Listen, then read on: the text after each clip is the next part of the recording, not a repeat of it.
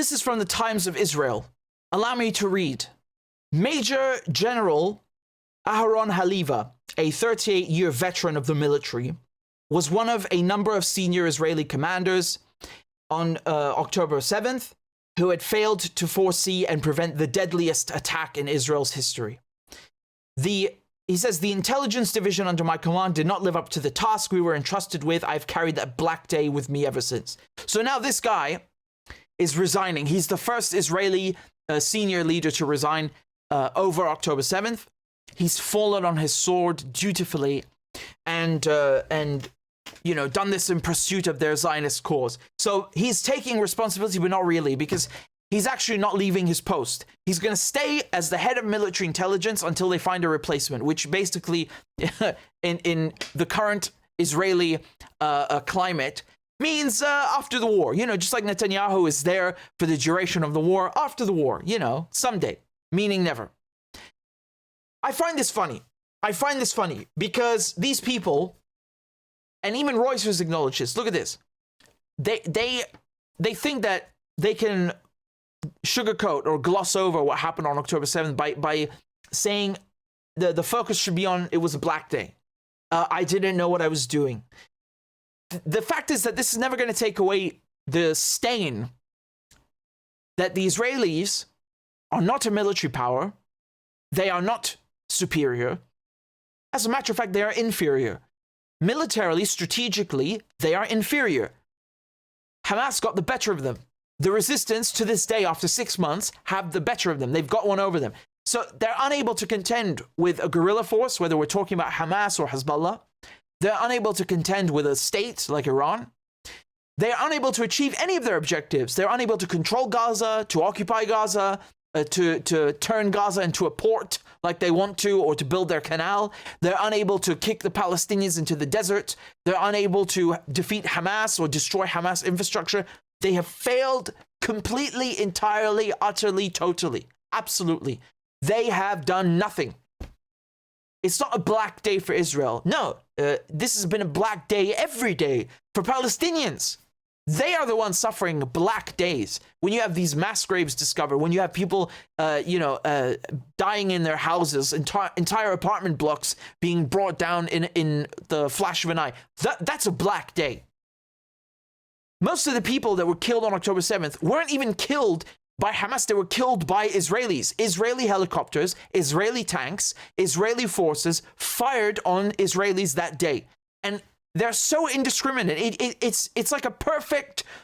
It encapsulates this so perfectly. It's a perfect representation of what they're doing in Gaza. They fire on people indiscriminately, and they did the same thing on October 7th, and that's why so many Israelis died. And most of them were in the army anyway. So, you know, they want to keep coming and saying, oh, it was a black day, and, you know, we were taken by surprise, and they went on this rampage, and they just started cutting babies' heads off and nonsense. No. The Israelis, they are a militarized society. Every man, every woman has to join the army. And then you join the army for 2 years. Then when you're done with the 2 years, you have to stay as a reservist for until you're 40, so from 18 to 40. That's a militarized society. Even those who are not in the army, they have M16s, M4s, they have guns, so they carry automatics in their houses. They can get whatever they want. They're a militarized occupier society. That's all they are, a settler colony. So they have caused their own suffering that day.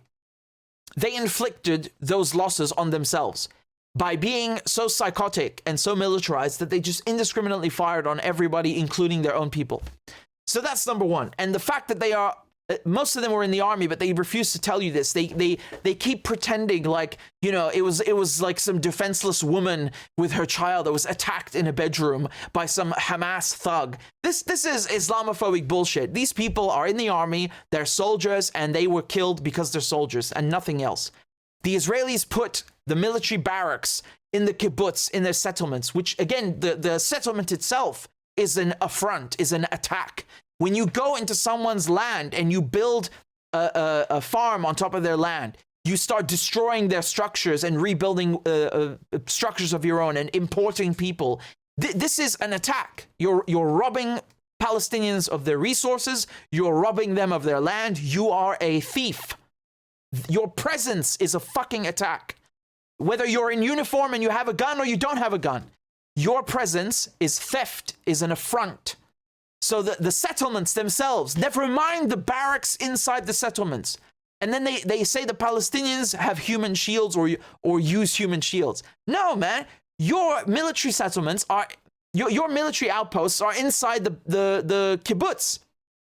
So that's the definition of using human shields. They put them in the kibbutz on purpose. So if you do anything against the military barracks, they, oh no, they attack the settlement. But it shows you how militarized the Israelis are. And the placement of the settlements is also done in a strategic manner to make sure there's no Palestinian state. So the Israelis are very deceitful. They're very dishonest. And they're very dumb. And they suck at everything that they've done militarily and strategically. And the fact that this moron resigned is not going to alleviate them of any guilt or absolve them or of any guilt, and certainly won't take away any worries that they have, because they'll just replace him with another moron who will end up underestimating the resistance and getting spanked the way that Hamas spanked the Israelis on October 7th and Hezbollah on October 8th, and on and on and on. And here we are 6 months later. Again, YouTube demonetized my channel because I'm not allowed to say naughty things about Israel. You know, telling the truth is forbidden. So if you are able to donate a few dollars on PayPal or on a monthly basis on Patreon, please consider doing it, because it would really help me continue my journalism and support independent media. So I'd be very grateful. And the links are in the description and also in the chat. Thank you guys very much again for all your donations and all your kind comments. I appreciate it very much.